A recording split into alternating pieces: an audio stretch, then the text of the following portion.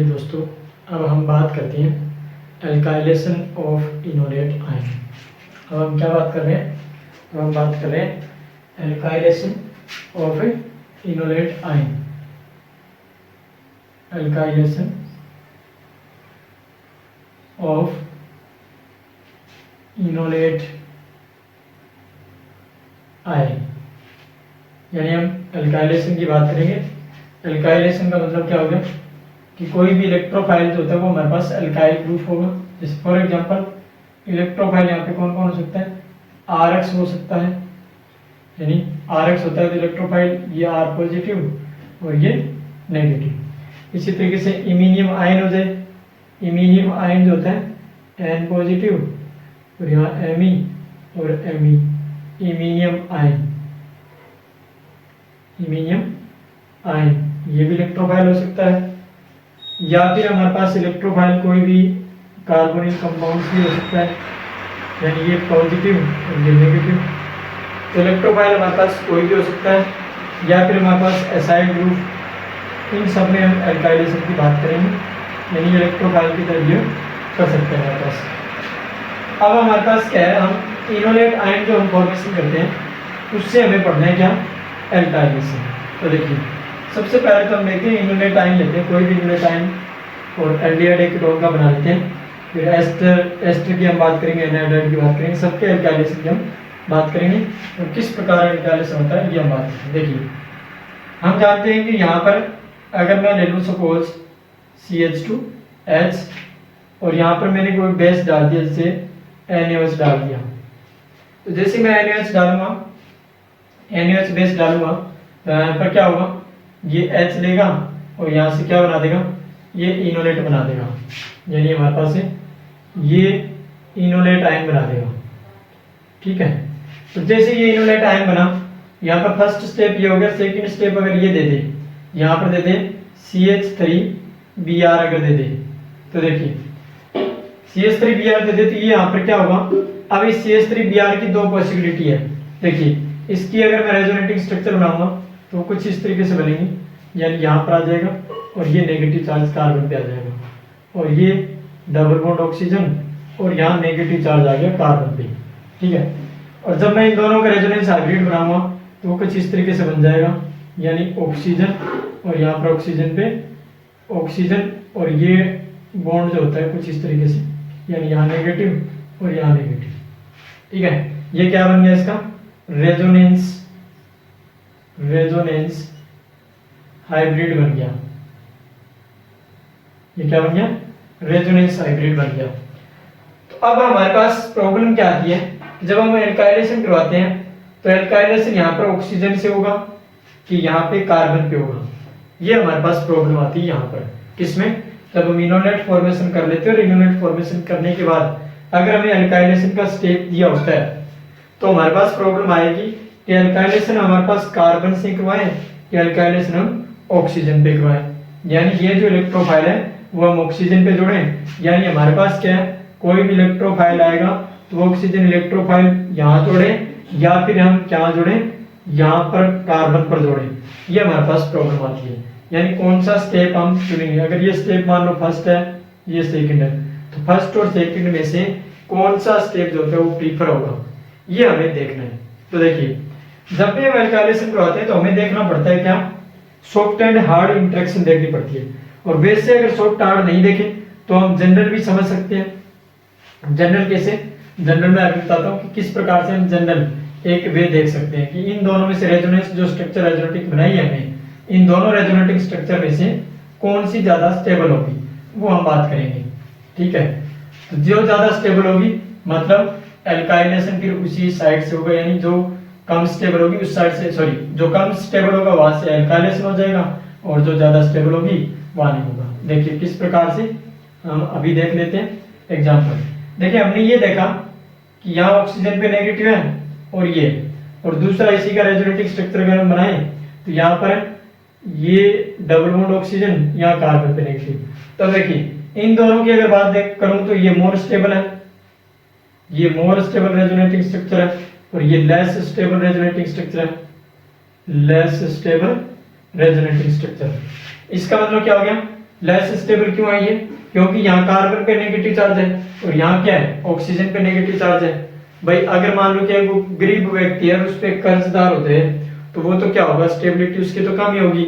और ये क्या है, ये तो सारे अमीर है, जैसे फ्लोरीन हो गया, क्लोरीन हो गया, ब्रोमीन, यानी फ्लोरीन हो गया, ऑक्सीजन हो गया, नाइट्रोजन, ये तो सारे क्या होते हैं, अमीर होते हैं। और इनके ऊपर अगर कर्ज हो जाए, 1 लाख 2 लाख हो जाए, जैसे अंबानी अंबानी के 1 लाख रुपए कर्जा हो जाए, तो क्या फर्क पड़ेगा? यहाँ तो वही बात है, ये ऑक्सीजन है, मोर इलेक्ट्रोनेगेटिव है, और नेगेटिव चार्ज को होल्ड करने की इसकी क्या होती है, कैपेसिटी होती है, ज्यादा होती है, इसलिए क्या है, मोर स्टेबल है। ये लेस स्टेबल क्यों है? क्योंकि अगर ये पहले से गरीब है, 1 लाख रुपए कर्जा हो गया, तो ये तो 10 साल ऊपर नहीं आएगा, सीधी सी बात है। तो इसका मतलब ये क्या है, लेस स्टेबल है। अब लेस स्टेबल मोर स्टेबल से हमारे पास क्या निष्कर्ष निकलेगा? तो देखिए यहाँ पर क्या होता है कि अगर हम इलेक्ट्रोफाइल लेकर आए, यहाँ पर क्या लेकर आए, इलेक्ट्रोफाइल, तो हो सकता है वो यहाँ अटैक करे और हो सकता है वो कार्बन पे अटैक करे, दोनों पॉसिबिलिटी है इसके पास, दोनों ही पॉसिबिलिटी है। लेकिन कौन सी ज्यादा इंटरेक्शन फेवर होगी? तो हम निकालते हैं सॉफ्ट हार्ड इंटरेक्शन से, हम देखते हैं सॉफ्ट हार्ड इंटरेक्शन देखी जाती है कि जो सॉफ्ट सेंटर होगा। अब यहाँ पर बात आती है कि कार्बन में से, ऑक्सीजन में से कौन सा सॉफ्ट होता है और कौन सा हार्ड होता है। तो देखिए यहाँ पर जो कार्बन होता है, वो कार्बन जो होता है वो सॉफ्ट सेंटर की तरह एक्ट करता है, एज ए सॉफ्ट सेंटर की तरह एक्ट करता है। क्यों करता है सॉफ्ट सेंटर की तरह एक्ट? क्योंकि यहाँ पर इलेक्ट्रॉन डेंसिटी क्या होती है, कम होती है, इलेक्ट्रॉन डेंसिटी कम होती है। इलेक्ट्रॉन डेंसिटी कम होने का मतलब हो गया, यहाँ चार्ज डेंसिटी जो होती है कार्बन पे क्या होती है, कम होती है, ठीक है। और ऑक्सीजन की नेगेटिव चार्ज होल्ड करने की ज्यादा कैपेसिटी होती है, इसका मतलब ऑक्सीजन पे चार्ज डेंसिटी क्या होती है, ज्यादा होती है इन दोनों केस में। तो यहाँ पर देखिए अगर ये सॉफ्ट सेंटर की तरह एक्ट करेगा, ये अगर सॉफ्ट सेंटर की तरह क्या करेगा, एक्ट करेगा, तो जब भी सॉफ्ट इलेक्ट्रोफाइल आएगा तो वो यहाँ अटैक करेगा, और जब भी हार्ड इलेक्ट्रोफाइल आएगा तो वो यहाँ पे ऑक्सीजन के ऊपर क्या करेगा, अटैक करेगा।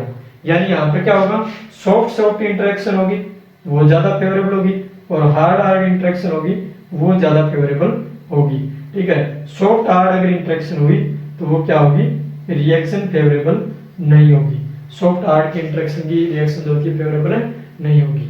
तो यहाँ पर जब भी हमारे पास क्या होगा, अब अगर हमारे पास क्या होगा, कार्बन इलेक्ट्रोफाइल आएगा, तो कार्बन इलेक्ट्रोफाइल जब भी आएगा तो वो कैसा होगा, सॉफ्ट होगा। यानी सॉफ्ट कौन सा होगा, हार्ड कौन सा होगा, ये भी क्लियर हो जाएगा जैसे जैसे हम रिएक्शन पढ़ते जाएंगे, ये क्लियर हो जाएगा, क्योंकि सॉफ्ट हार्ड इंटरेक्शन बहुत आएगी आगे। इसलिए बस आपको इतना ध्यान रखना है कि अगर सॉफ्ट इलेक्ट्रोफाइल हुआ तो यहाँ पर कार्बन पे अटैक होगा, और अगर हार्ड इलेक्ट्रोफाइल हुआ तो यहाँ पर कौन सी साइड से अटैक होगा, ऑक्सीजन साइड से अटैक होगा। और सॉफ्ट हार्ड किसके बेस पे डिसाइड करेंगे कि चार्ज डेंसिटी अगर कम होती है तो वहां पर सॉफ्ट सेंटर की तरह एक्ट करता है, चार्ज डेंसिटी अगर ज्यादा होती है तो वो हार्ड सेंटर की तरह क्या करता है, एक्ट करता है। तो चलिए अब हम बात करते हैं रिएक्शन की, एग्जांपल लेते हैं, कोई भी हम एग्जांपल लेते हैं। एग्जांपल पर्टिकुलरली हम इलेक्ट्रोफाइल लेंगे और उसका अटैक करवाएंगे।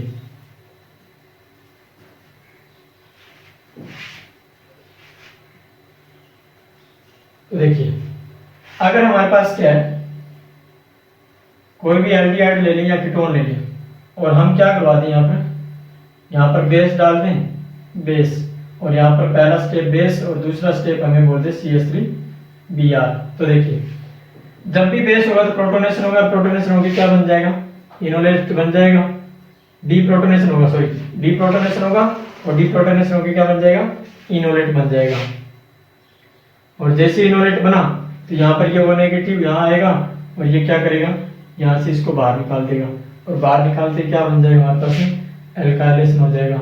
यानी यहाँ पर क्या जुड़ जाएगा, यहाँ पर एक है CH3 ग्रुप है और जुड़ जाएगा, ये हो गया एल्काइलेशन। यहाँ पर क्यों जुड़ा, क्योंकि ये CH3 क्या है, यहाँ पर इलेक्ट्रॉन डेंसिटी इसके ऊपर पॉजिटिव चार्ज है, तो इलेक्ट्रॉन डेंसिटी इस पे क्या है, कम है, और इलेक्ट्रॉन डेंसिटी कम है, इसका मतलब चार्ज डेंसिटी इसके ऊपर कम है, और चार्ज डेंसिटी अगर इसके ऊपर कम है, इसका मतलब ये सॉफ्ट सेंटर पे क्या करेगा, अटैक करेगा। सॉफ्ट सेंटर पे अटैक कहाँ करेगा, कार्बन पे अटैक करेगा। तो इसलिए हमारे पास क्या बन जाएगा, ये प्रोडक्ट बन जाएगा, फाइनल प्रोडक्ट। अब हमारे पास दूसरा केस हमें, हमारे पास ये आ जाए, ये इस तरीके से भी दे सकते हैं हमें OET, और यहाँ पे क्या डाल दें, बेस डाल दें, और बेस कौन सा, मोस्ट ऑफ आपको यहाँ पे NaOET मिलेगा, और यहाँ पे क्या डाल दें, ETBr डाल दें, एथाइल ब्रोमाइड। तो देखिए बेस NaOH यहाँ से क्या करेगा, हाइड्रोजन एब्स्ट्रैक्ट करेगा, और ये हाइड्रोजन एब्स्ट्रैक्ट करने के बाद यहाँ पर बनेगा क्या, इनोलेट आयन बनेगा। इनोलेट क्या बनेगा, इनोलेट आयन बनेगा, और इनोलेट आयन जैसे ही बनेगा यहाँ पे क्या होगा, इनोलेट आयन बनेगा, और ये इनोलेट आयन बन के बाद में क्या हो जाएगा, यहाँ पर ETBr दिया हुआ है, और ये ETBr क्या करेगा, ये ETBr है, फिर यहाँ पर क्या हो जाएगा, एल्काइलेशन हो जाएगा, और एल्काइलेशन होने के बाद हमारे पास प्रोडक्ट्स बनेगा कुछ इस तरीके से, OET, और यहाँ पर क्या जुड़ जाएगा, एथाइल, यहाँ पर इथाइल, और यहाँ पर COO। अब देखिए यहाँ तक दे दे तब तो हमारे पास ठीक है, लेकिन यहाँ पर क्या करेगा, आगे रिएक्शन और प्रोसीड करवाएगा। भाई यहाँ पर BSc वालों के लिए तो यहाँ तक आता है, कोई भी रिएक्शन होती है, फाइनल प्रोडक्ट A दे दिया, यहाँ पर B दे दिया, तो BSc के लिए तो यहाँ पर इनलेट फॉर्मेशन करवा दिया, बाद में एल्काइलेशन। लेकिन अगर यही क्वेश्चन MSc के लिए अगर बनाता है तो किस तरीके से बनता है वो हम देखते हैं। ये क्वेश्चन जो हमने इनलेट फॉर्मेशन करके एल्काइलेशन करवाया है, ये आगे जो होता है, अगर हमारे पास क्या होता है, अगर मान लो सपोज कोई कॉम्पिटिटिव एग्जाम भी होता है, या फिर मैं ऐसे कह दूं MSc के लिए अगर ये क्वेश्चन बनता है तो किस टाइप से बनाएगा वो हम देखते हैं। देखिए किस टाइप से बनाएगा। BSc वालों के लिए इतना मोर देन सफिशिएंट है, सिर्फ एल्काइलेशन आता है, एल्काइलेशन ऑफ इनोलेट्स। बट MSc के लिए हमारे पास आगे और आती है प्रॉब्लम। आगे प्रॉब्लम कैसे देता है, वो आगे और करवाता है हमारे पास, पहले एल्काइलेशन करवाता है, फिर हमारे पास क्या करता है, हाइड्रोलाइसिस करवाता है। अगर एस्टर आता है देन एस्टर का अगर हम इनोलेट फॉर्मेशन करवाते हैं तो हमारे पास रिएक्शन जो होती है वो यहाँ पर रुकती नहीं है। देखिए इस टाइप से हमारे पास क्या है, हमने ये लिया और हमने क्या बनाया, COO OET हमने बनाया, ठीक है।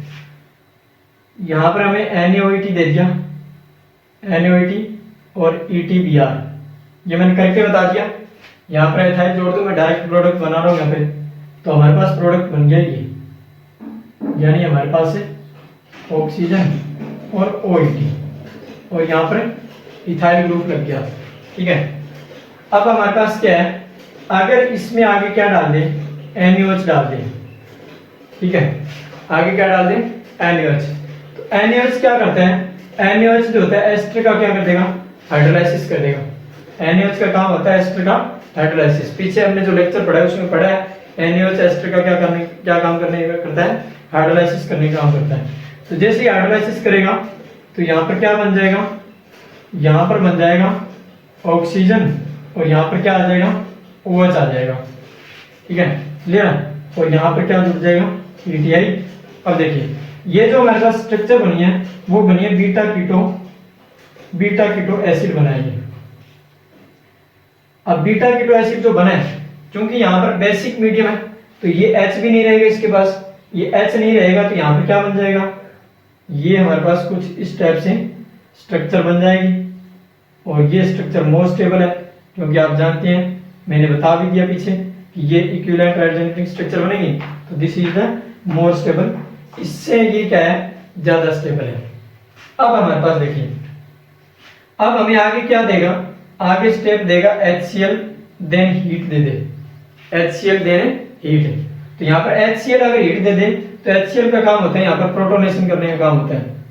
क्या काम होता है, प्रोटोनेशन करने का काम होता है, यानी ये इसको प्रोटोनेट कर देगा। और यहाँ पर हमने क्या करवाया था, ये हाइड्रोलाइसिस करवाया था, हाइड्रोलाइसिस ऑफ एस्टर, यानी एस्टर का हाइड्रोलाइसिस किसमें, एसिड में। अब यहाँ से ये प्रोटोनेशन करेगा तो हमारे पास क्या बन जाएगा, हमारे पास कुछ इस टाइप से स्ट्रक्चर बन जाएगी, यानी ऑक्सीजन, और यहाँ पर वापस से हमारे पास बीटा कीटो एसिड बन जाएगा, और यहाँ पर ET, ठीक है। अब कुछ के मन में चल रहा होगा कि सर यहाँ पर प्रोटोनेशन कराया तो हमारे पास स्ट्रक्चर तो ये भी पड़ी जरूर थी, लेकिन यहाँ पर क्या था, बेसिक मीडियम था। तो बेसिक मीडियम में कभी भी एसिडिक हाइड्रोजन रहता है क्या, कभी नहीं रहता। इसलिए ध्यान रखना, यहाँ पर अगर क्या है NaOH दिया है तो यहाँ पर यहाँ तक रिएक्शन होती है, लेकिन यहाँ पर क्या होता है HCl या फिर हमारे पास कोई भी प्रोटोन देता है, प्रोटोनेशन बोलता है, तब हमें यहाँ तक प्रोसीड करवाना होता है, यानी ये स्टेप आता है एक और, ठीक है। इसलिए हमारे पास क्या है, ये हमने करवाया HCl देन हीट। अब देन क्या दिया, हमें हीट दिया, तो हीट दिया होता है हीट का जब भी हीट दिया होता है और बीटा कीटो एसिड होता है हमारे पास से, तो देखिए यहाँ से क्या निकलती है, CO2 निकलती है, यहाँ से क्या निकलती है, CO2 निकल जाती है, और हमारे पास फाइनल जो प्रोडक्ट बनता है वो कुछ इस टाइप से बनता है। यहाँ पर हमारे पास ET यानी एथाइल और यहाँ हाइड्रोजन, ठीक है, ये हमारे पास फाइनल प्रोडक्ट बनता है, ठीक है। तो हमारे पास MSc में जब भी आता है तो ये स्टेप आता है हमारे पास, ये रिएक्शन आती है, ठीक है, एल्काइलेशन के थ्रू अगर रिएक्शन आती है तो ये रिएक्शन आती है, और ये जो CO2 निकला इसको बोलते हैं हम डी कार्बोक्सिलेशन बोलते हैं, डी कार्बोक्सिलेशन स्टेप बोलते हैं इसको, ठीक है।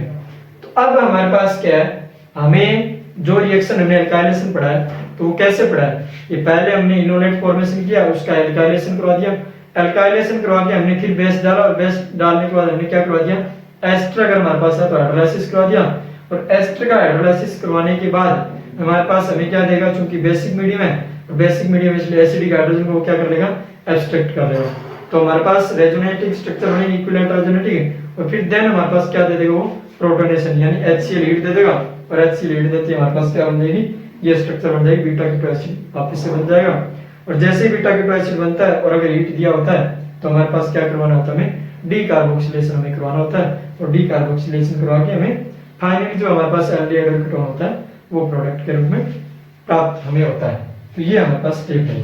अब देखिए, यानी मैं इस कंप्लीट रिएक्शन को अगर लिखना चाहूँ तो हमें कैसे देगा, कंप्लीट रिएक्शन को अगर मैं लिखना चाहूँ तो हमें इस टाइप से देगा। पहले देखिए,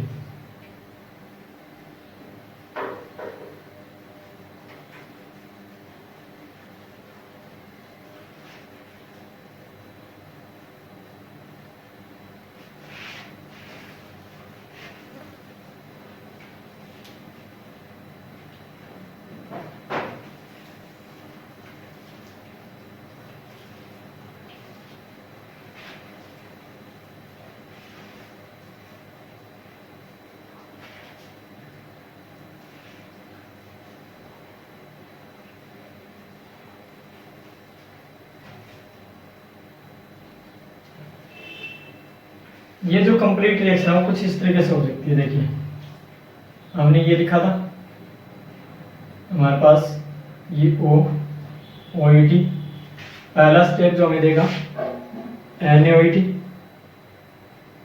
देन हमारे पास ETBr पूछेगा A बताइए, देन हमें NaOH और बताइए B बताइए, और देन हमारे पास HCl हीट और C बताइए।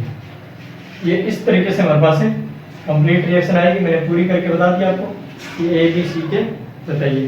तो पहले हमें एल्काइलेशन कराना है, देन हमें NaOH दिया है तो हाइड्रोलाइसिस कराना है, देन में HCl हीट दिया तो डीकार्बोक्सिलेशन स्टेप करवाना है। ठीक है, ये क्लियर है।